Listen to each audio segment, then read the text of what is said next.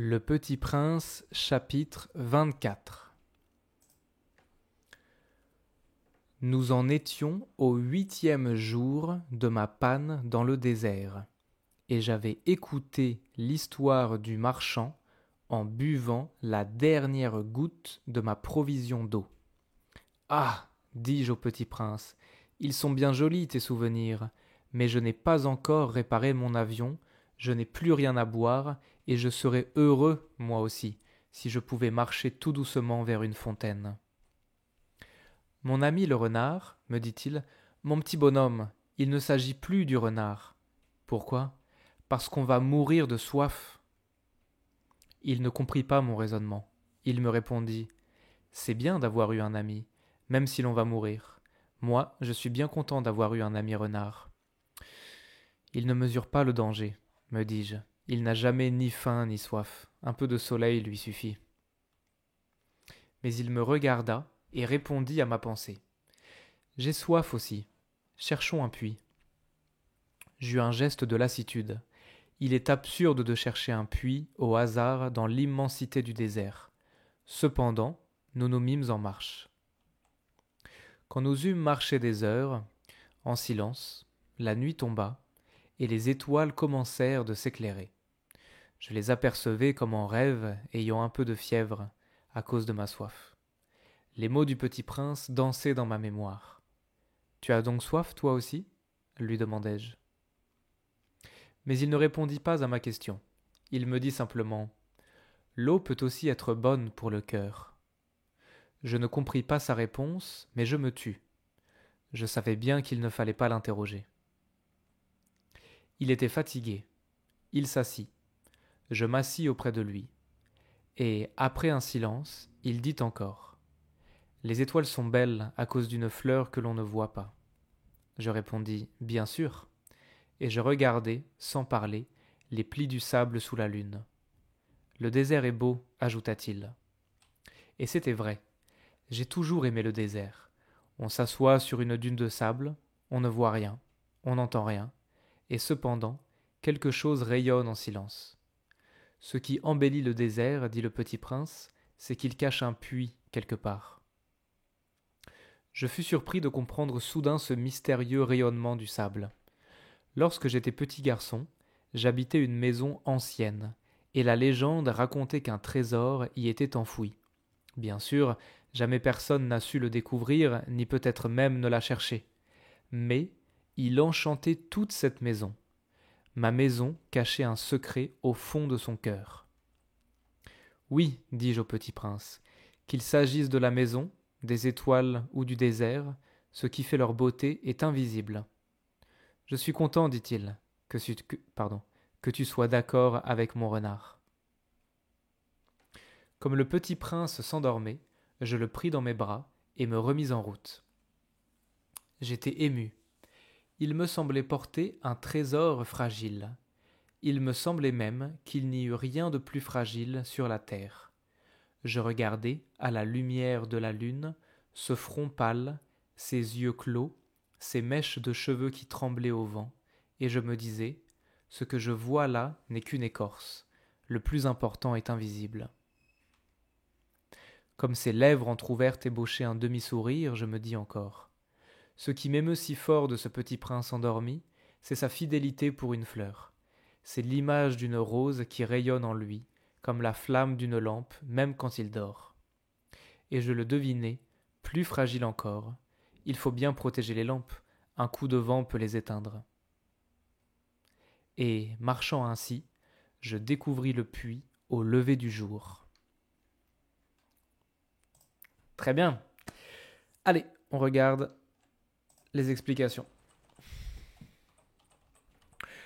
Donc, dans le chapitre précédent, le Petit Prince avait raconté l'histoire du marchand de pilules.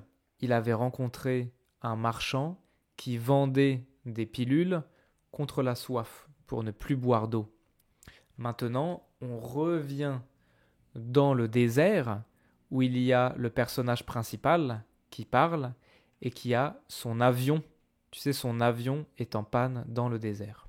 Donc, J'avais écouté l'histoire du marchand en buvant la dernière goutte, c'est ça, la dernière goutte de ma provision d'eau. La provision, c'est toute l'eau que j'avais gardée pour plusieurs jours. Maintenant, l'eau, elle est finie. J'ai bu la dernière goutte. Le petit prince, il s'en fiche un peu. Lui, il parle de son renard. Mon petit bonhomme, il ne s'agit plus du renard. C'est pas le renard qui est important. Okay, le renard n'est pas important. Pourquoi ? Parce qu'on va mourir de soif. On va mourir de soif. Ça veut dire on a plus d'eau. On ne peut plus boire d'eau. Il ne comprit pas mon raisonnement. Raisonnement, c'est comment je réfléchis. Et le petit prince, il continue à parler du renard et des amis, etc. Il ne mesure pas le danger. Ça veut dire il ne comprend pas. Il ne comprend pas le danger. Me dis-je, c'est-à-dire je me dis dans ma tête. Il n'a jamais faim, il n'a jamais soif. Un peu de soleil lui suffit. Il a juste besoin d'un peu de soleil. Il n'a pas besoin de manger, pas besoin de boire de l'eau, juste un peu de soleil.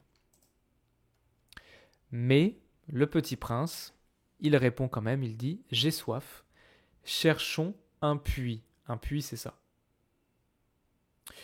J'eus un geste de lassitude. Alors lassitude, c'est quand on est fatigué, pas intéressé. Un geste de lassitude, c'est comme ça. C'est pas arrête, comme ça. Parce que il est absurde de chercher un puits dans le désert. Le désert, c'est immense, c'est très très très très grand. Donc c'est absurde de chercher un puits au hasard dans le désert. C'est impossible. Mais nous nous mîmes en marche. Nous nous mîmes, c'est le verbe se mettre en marche au passé simple. Donc on a commencé à marcher quand même dans le désert pour chercher un puits. Quand nous eûmes marché des heures, ça veut dire après avoir marché des heures. Nous eûmes marché, c'est la vieille conjugaison. La nuit tomba, ça veut dire il commence à faire nuit. Il commence à y avoir des étoiles. Et le personnage principal, il a un peu de fièvre, comme ça. Ok, de la fièvre. Le petit prince dit « L'eau peut aussi être bonne pour le cœur. » Je ne compris pas sa réponse, mais je me tue. Ça veut dire le verbe se taire, j'arrête de parler. Je ne réponds pas au petit prince. Je ne parle pas. Le petit prince et le personnage principal, ils sont donc perdus dans le désert, ils cherchent un puits et ils sont très fatigués, donc ils s'assoient dans le sable. Il répond « Les étoiles sont belles, c'est beau. Je regardais les plis du sable sous la lune. » Alors, les plis, c'est comme ça là. Ça, c'est des plis. Et donc, dans le sable, c'est ça. C'est les traits là, comme ça, dans le sable. Les plis du sable sous la lune. Le désert est beau, et c'était vrai. C'est vrai, le désert est beau. Dans le désert, on ne voit rien, on n'entend rien, mais quelque chose rayonne. Rayonne, c'est ça. Comme de la lumière qui sort. Quelque chose rayonne en silence.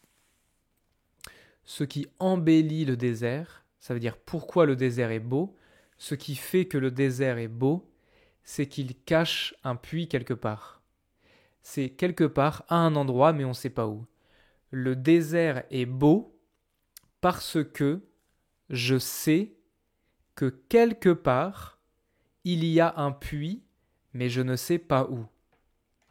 Et alors maintenant, le personnage principal, il comprend le petit prince. Il dit « Soudain, je comprends ce mystérieux rayonnement de sable. Parce que quand j'étais petit, j'habitais dans une maison ancienne, donc une vieille maison, dans laquelle, dans la vieille maison, il y avait un trésor enfoui, ça veut dire caché dans la maison. Mais personne ne l'a trouvé.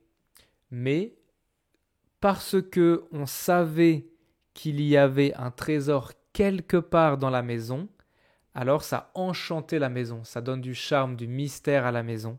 Il y avait un trésor au fond de son cœur, au fond de son cœur. Qu'il s'agisse de dadada ou dadada, c'est-à-dire c'est peut-être nana ou nana, mais c'est pas important. Donc peut-être que c'est la maison, peut-être c'est les étoiles, peut-être le désert, c'est pas important. La beauté est invisible. On peut pas voir la beauté. Okay, on ne peut voir qu'avec le cœur. C'est ce que le renard avait dit au petit prince. Le Petit Prince avait dit, on ne voit bien que avec le cœur, pas avec les yeux. Le Petit Prince, il s'endort dans le désert, et donc je le prends dans mes bras comme ça, un peu comme un bébé, un peu comme un bébé, je le prends dans mes bras, et je me remets en route, donc je commence à marcher. J'étais ému, ému c'est ça. J'étais ému, ému c'est comme ça, c'est comme ça. Il me semblait porter un trésor fragile. J'avais l'impression de porter un trésor fragile. Ok. Il regarde le Petit Prince, il voit ce front, le front c'est ça, ce front pâle, ça veut dire tout blanc, ses yeux clos, donc les yeux fermés, des mèches de cheveux, c'est ça, les cheveux qui tremblent comme ça, au vent, il y a du vent. Et je me disais, ce que je vois là n'est qu'une écorce. L'écorce, c'est comme la peau des arbres, c'est ça. L'écorce, c'est la peau des arbres. Donc ce n'est que l'extérieur. Je ne vois que l'extérieur. Le plus important est invisible. Je ne peux pas voir. Comme ses lèvres, ouais, les lèvres, c'est ça là. Comme ses lèvres entr'ouvertes, ça veut dire un peu ouvertes. Par exemple, là, mes lèvres sont ouvertes. Là, mes lèvres sont fermées.